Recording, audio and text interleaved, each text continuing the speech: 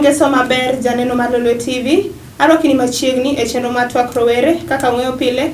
E chenro mar Twak Rowere wabed kod rowerego mabende wapuonjore godo mathoth kaluwore kod gigo magitimo kata gigo matimore negi e kit ngimani. Omiyo odiochieng' ma kawuono wan kod wendo e studio mabiro miyowa puonj mathoth. Arwakini machiegni, onyiswa nyinge, gino motimo kaachiel kod kumoaye. Arwakini machiegni. Erokamano Pauline. Iluonga ni Jared Ondura. An wuod Karachuonyo, Karabondi. Akwakra. To adak Kisumu kae. To watimo programs mag voluntarism, tije mag chiwruok. Ere kaka tije mag chiwruok konyowa mondo mi wane yo mambele, mondo mi wayud konyruok e ngimawa kaka rawere. Kamano. Erokamano janeno mar Lolwe TV, mana kaka uwinjo wendo ma kawuono wan godo e studio iluongo ni Jared Ondura, ma bende en jalno mapuonjo rowere mathoth kaluwore kod tijego mag chiwruok. An Jata Chenro mari Pauline Oyudo, arwakini machiegni. Mana kaka inyisowa no Jared, tich mar chiwruok ni ang'o omiyo nineno ni mondo ichake kata ang'o gini mane omiyo ichako tich mar chiwruok ni? Gima tero ji e tije mag chiwruok gin gik mang'eny. Background nyalo bet achiel kuomgi, kumiaye, to be situation kata gi yuto mar tich. Nyalo bet ni tich onge kata nyalo bet ni tich nitie. To nyalo bet ni kamiaye be ok inyal yudo tich. But an gimotera kana ng'iyo alworana kata kuma nabete kata gi somba go te. To kaduga ng'iyo kata kuonde ma applying tich gi nitie, chances tin. King'iyo the rate mag students mag graduate every year to iyudo ka ng'eny. To ki compare gi the rate mag students gi mo graduate gi mabet absorb tije direct tin. Koro percentage modong maduong' ni dhiga kanye. Percentage modong maduong' ni dhiga kanye gima gitimo onge.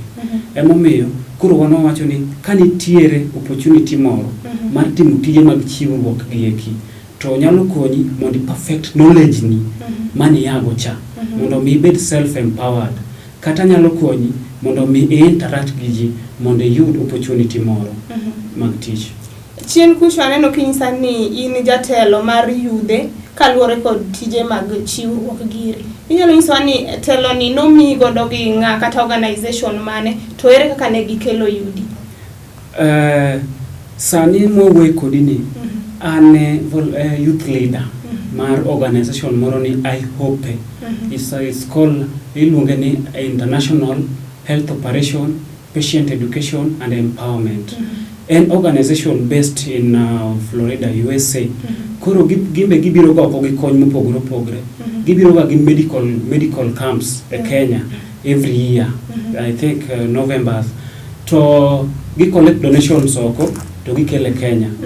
Koro through mentorship programs ga my inspirational talks on my social media platforms ne waromo kod the president mar IHOPEE. Koro no bet ga gi interest. Koro no chako follow ni kijana ni gik motimo gi mowacho gi ochalo ng'at ma is so much into youth empowerment programs kabisa to magi gik mwadilgo. Koro we started talking a social media. Mawa biro magi chopo magi biro Kenya magi mita kane giromo koda mane watimo voluntarism programs man I was able to mobilize volunteers all over Kenya. Programs mane gin go in Kenya ne gin gi programs Agoro Maraba, ne gin programs Chianda in Siaya, ne gin gi programs Nairobi, the slums ka gitimo free medical missions. Koro watiyo kodgi ma from kanyo na tich na matek ma wasebet go kodgi matin ka watiyo gi mia tasks watimo but watime through chiwruok out of heart. Koro they developed interest maginano ne adieri ma en kijana man gi vision. Ma en kijana mokuchus gi matin. Ma en kijana matimo everything without even asking for a single cent. He deserves to be one of our youth leaders. Koro na mane kaka negiketa kaka their youth leader mochungne volunteers. Kenya sebet kamenta their youths. Tasebet kamenta also other youths. Being ni voluntaries umo ya unayo. I won't be afraid to talk about it, but also I encourage our youths mano kukucho gi papers mo beta piny magi matimonge.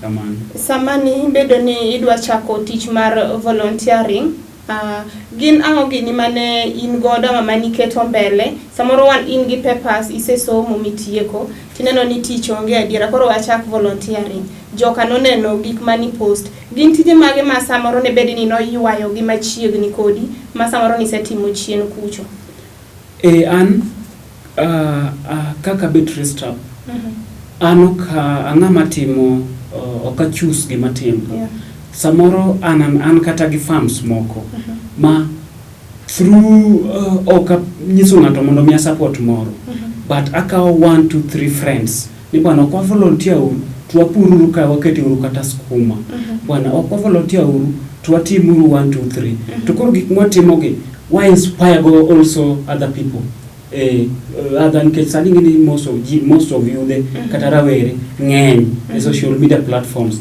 koro wambe kwa timo anything magineno step wadhi wapidho ndiwa moro mu produce maber wapidho skuma moro waketo fish pond moro motimo maber to waketo to inspire them but wanyiso gi ni gik mwatimo gi watimo through one ok watimo kane warito ng'ato mondo mewa pesa moro ne wachako kama ne wantie ne wa volunteer ne wachiwre mondo wachak gi kamano koro mago gina some of the activities mane wan bet go engage and then naero puonjo naero timo ga research mang'eny about voluntarism to katimo voluntarism tawacho ni yo mayot ma ng'ato nyalo succeed go en dhi kata kimanyo tich tidhie kambi wacho ni santa an gi papers ga but adwa ni mondo atim some volunteer work kodu kaka dweche moko adek mane ma ng'ato dhi nene potentiality ni mane kama ng'ato dhi nene giminyalo gi teko ni dan kibet kode tiling kode kayacha kamano koro mana wacho ni samoro ne wero gige pith samoro fish pond nyalo wacho ni gigi samoro ku pidho gi makoro chopo sama koro dwa golo gi e puothe udhi uso gi koso gi utimo gi nade to pesa muyudo go utimo gi nade ne wauso gi to pesa mwayudo wa empower go wamedo waendeleza go farms wagi kata waendeleza ku projects wa mwatimo gi to mamoko be wachako facilitate wa movement mondo waring wadhi wachako warom gi group moro kata siaya warom gi group moro mar kanye watimo through volunteering mondo be warom gi this group mondo wanyisi kuombe gima watimo magimbe ginyalo timo to giriti ni ng'ato bi gitim getima from kama ginyalo no kamano mana wacho ni samoro youth samoro udwa move counties to maybe samoro pesa tin dinango gini ma ama ango gini manyalo ma miyo pesa samoro manyalo miyo u reach to other youths kata shida mane mukale sama udwa reach other youths un bende problems nge sama wadwa reach other youths seche moko nyalo tiyo gi some little cash ma wan go from our projects motimo kaka one group nikech ingeni kidwa beta mentor to have something to show yes you are a mentor I mentor wa economically in agribusiness or in whatever but what do you have ango minyalo nyiso wa manyalo inspire wa inango mosetimoni koro bomi wambe nyako beri projects moko to kaluwore gi organizations mosetiyo gogi wanyalo wacho ni wanyalo keto request ni Madam Rose kata the president of the organizations kata the directors in those organizations actually we have youths momeyo wa call they have interest to learn about what we are doing and our volunteerism koro wanyalo kwayo or angato nyalo go from nowhere a volunteer actually bwana ka ungi nitire youth mabe unyalo nyiso gima kama iri matin to obro work to facilitate what wadhi kamano koro ido ni sama rowere chiwore mondo omi otini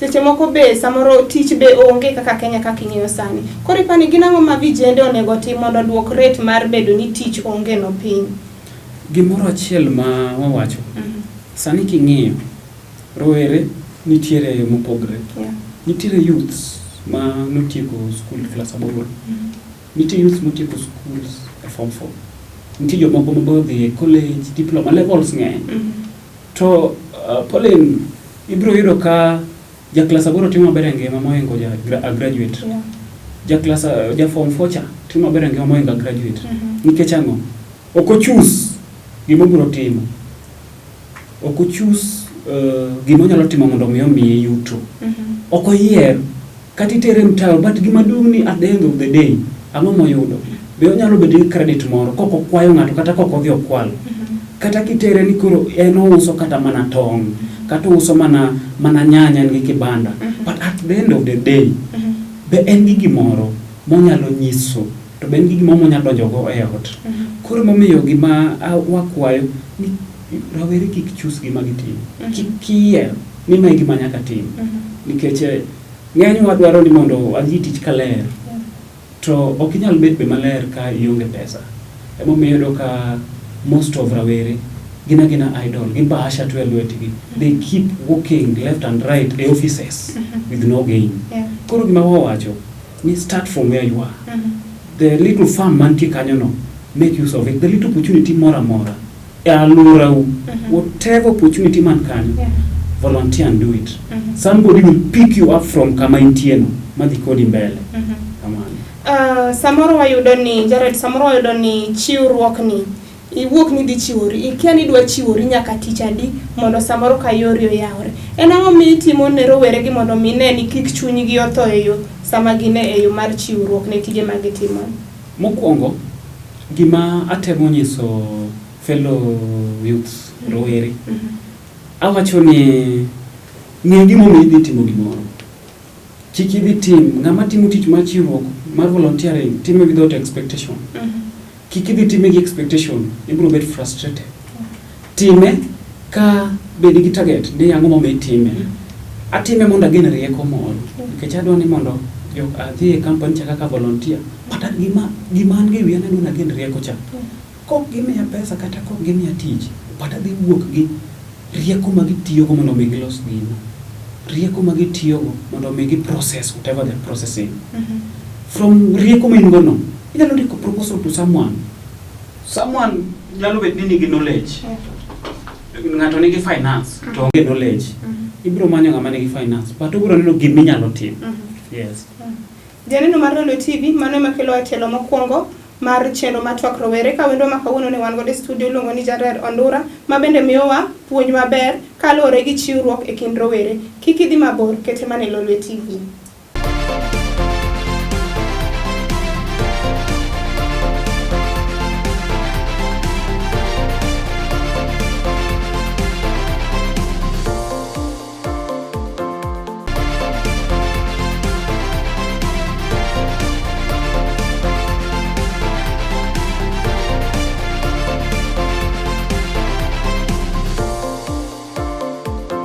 Arwaki kendo janeno mar Lolwe TV e tielo mar ariyo, chenro en Twak Rowere. Ka samoro ne bed ni onge machiegni kod TV mari, wendo ma kawuono wan go e studio iluongo ni Jared Ondura, ma bende miyowa puonj e weche mag chiwruok e kind rowere. Mana kwa dhi mbele Jared, inyalo nyisowa ni gin benefits mage ma ng'ato yudo sama ochiwore? Sama ng'ato chiwore, mana kaka ne asewacho chien kacha. Sama ng'ato chiwore, benefits moyudo ng'eny. Mokwongo, odhi make new friends. Osiepe manonge gago, odhi make new friends. To ngima ka friendship en gima very important. Odhi ng'eyo jok madongo kata jok manie level mok mare. Another thing, odhi gain knowledge. Odhi bet gi rieko moro mane onge go kane obet kacha dot kacha gi jonyuol. Apart from rieko, opportunity nyalo wuok. Pauline ka ng'ato biro volunteer studio kai, to ng'ato bet transferred kata ng'ato oyudo tich moro a better job in another studio to rigat ma volunteer kai, doge ubiro consider koro job opportunities be nitie. Again, ibiro yudo ka gini o relieve kata mana jonyuol.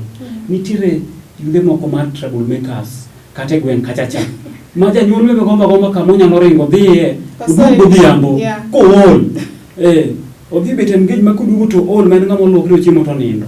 Lan kidwa bet ka idwa ng'iyori gi janyuol kama chakro kinya kodhiambo. Koro miyo wamanyo tije mag chiwruok. Nitiere organizations mang'eny man ga gi tije mag chiwruok e community. To nitie moko mabe wanyalo create by ourselves. An Pauline ana ja IT, ja softwares. But I don't need to wait for my for the job madwaro masomo okariti. Achake kama ntie. Makarasa ni kimiya overall tabiro rwake ta donjo mane puodho kata donjo mane mtaro kayacha. gima duong' ni ang'o madhi yudo out of it. What will be the outcome bang' mano. Koro benefits ng'eny nikech ing'eni iluongo ni an idle mind is a devil working workshop. Koro the moment ma in idle to gik mang'eny nyalo come up. Jared, mana kaka iwacho chien kucho ni companies ber ka create opportunity mar chiwruok ne rowere. Kaso nitiere bende gimoro ma samoro sama companies timo advertisement gi, iyudo ni nyaka ibed ni in gi 5 years experience, 10 years experience, to ma yudo ka samoro in rawera mano graduate nyoro, to in ng'atno man gi ilo mar tiyo tijno. Ang'o minyalo wacho kuom wachni? An gima nyalo wacho ni my plea awacho ni mondo ni organizations kata mana companies mang'eny obed ni gin gi rooms mag ng'ato dwaro ng'ama tiyo kata ng'ato gidwaro advertisement mar gidwaro employee ji e tich to nyisi 5 years experience. Yes, you are someone who is jobless. Koro experience igolo kanye igama jobless maiso ni ng'ama idwaro mondo ti madwaro tich ni ng'ama onge tich to in idwaro gi 5 years experience. 5 years obro golo kanye in be expect 5 years experience ogol kanye nikech ng'ama nigi 5 years experience mano ng'ama osetiyo makata koro the same timo kata wala ne moro but ng'ama onge tich tidwaro gi 5 years experience surely idwaro ni 5 years wendo gole kanye. Koro magi are one of the things mome we encourage voluntarism kabisa. At least kani se volunteer kamoro to gine mar tich moro wuok kamoro tinyalo dhi experience gimoro mane dhi as a volunteer. Ok ni ka ng'ama ne tiyo adiri ng'ani golo no ka ng'ani en ng'at moro osebet determined osetimo this voluntarism to my experience ma en go. Again ka kembni gieki nyalo create opportunities kapo ni gidwaro kata mana ji 10 to employ they also have 2 or 3 chances for people to volunteer in. Mamano be one of the kwayo ma nyaka wabedgo kuom ojende ma mano gima nyaka waket right kata kuom sirkandwa kata mana kuom county government kata mana kuom organizations wadwaro chances mag voluntarism to each and every organization or company mondo mi sama joko donjo kucho ng'ato be donjo ka kamano. Mana Jared mana kar dhogino bende nitiere kata seche moko ma iseno ni an kaka Jared motelo ne rowere ma chiwore gi nitie kaka isa approach kata county government of Kisumu kama intiere ni ka gin gi nafas moro ma rowere nyalo donje mondo chiwre kata nyoro ne an one officers mag county government kata nyoro one officers mag county government Huduma Center kai mane wa discuss elaborately to no nyiswa mane information mane wago office mar county government kane wa consult about voluntarism programs onyiswa ni that policy is still not there in our county Kisumu county koro kwa ngayo other counties but no nyiswa ni county ma Kisumu ka that policy is not there nikech seketo ngato ne gimiyo logic maber nikech koro ne seketo ngato volunteer but ang'o mo cover insurance in case of an accident koro we are wakwayo that policy mondo mi kete kanyo mondo mi sama gibed gi chances mag voluntarism county government waka and also the entire counties ma Kenya ka so that policy can be created and be implemented. Jared wado ni chiwruok ne thuolo malach bende luore gi unemployment kata koso tije e kind rowere. Ere kaka igombo ni monde national government kata county government odonje wach ni mondo ne ni rowere maybe samose tieko school cha ok gibet dala ndalo mang'eny mondo mi gidonje timbe machalo kaka timbe manjore gi. Gima wakwayo ni yes the government timo maber. In fact the government of Kenya oketo rawere kipaumbele sana kendo kata kingneno kazi mtani youth timo kazi mtani kabisa and we appreciate that kendo gone sirkal erokamano ni youth are engaged but the chances makacha betin kaluore gi the number of youths man idle manoko wa jobless koro still the government nyalo wuoyo gi institutions mag gigo the government institutions mondo mi ket chances mag voluntarism kata mana ka beach kata ka diadi and then the government is also able nikech magi gin rawere mag Kenya gin rawere ma sirkandwa ma ok nyal dhi kata mana kembni kata mana NGOs mane Kenya ka gine bo sirkal government nyalo kelo chik ni mondo mi every organization obede gi some chances moko ma youths nyalo biro time voluntarism mondo gisom rieko moro manyien. Okay, Jared, nyalo iswa challenges ma bende samoro ikale kaka jatelo mar rowere.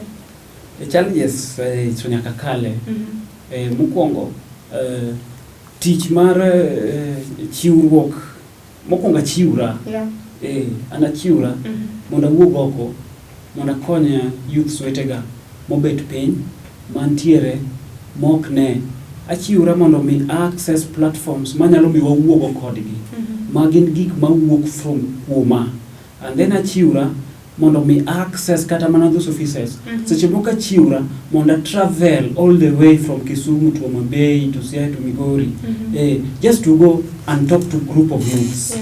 Koro geni I have to work with my team. I have to facilitate my team. Somebody yudo ka seche moko kata mana movement is a problem.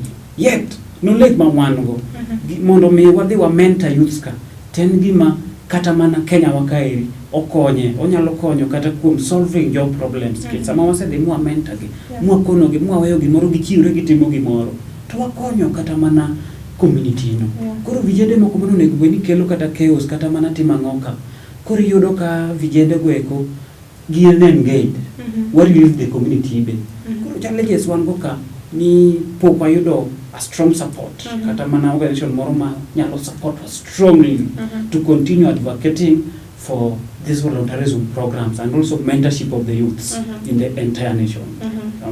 Jared, wedo ka sani en beche bura nyaka ne midhusi mar corona donje pinywa mar Kenya. Ma nyalo bedo ni osechocho tiji machalo nade?